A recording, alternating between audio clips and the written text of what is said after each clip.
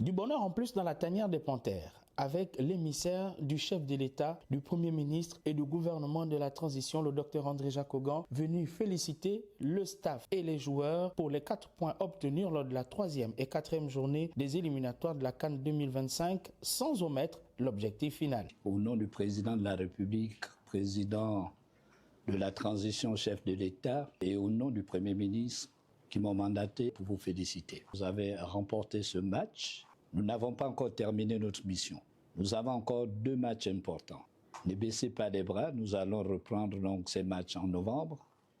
Le président me charge de vous dire que vous n'avez pas droit à l'erreur. Les joueurs n'ont pas manqué de confirmer leur détermination à aller jusqu'au bout de ces éliminatoires. On a un objectif aujourd'hui, c'est se qualifier d'abord pour la CAN, sans penser d'abord aux éliminatoires de la Coupe du Monde. Avec le résultat qu'on a eu à Franceville, qui n'était pas un mauvais résultat, mais qui nous a donné comme si c'était une défaite parce qu'on était vraiment dessus, on s'attendait à mieux. On avait à cœur de rebondir là-bas chez eux et puis leur montrer qu'on avait envie de cette qualification plus qu'eux.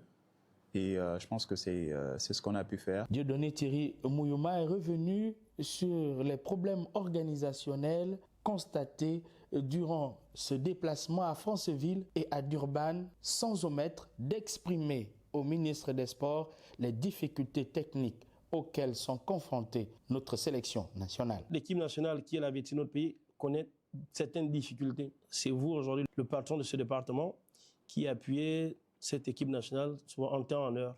Nous connaissons d'énormes problèmes sur la gestion des joueurs et sur le suivi des joueurs. Je parle ici des logiciels. Nous sommes l'une des rares équipes nationales qui a la prétention d'aller en Coupe du Monde et à la Coupe d'Afrique des Nations, qui n'a pas ces outils. Le docteur André Jacques Augan a promis transmettre à qui de droit toutes ses doléances pour une meilleure organisation en novembre prochain lors de la 5e et 6e journée des éliminatoires et une prise en compte des difficultés exprimées par le sélectionneur national.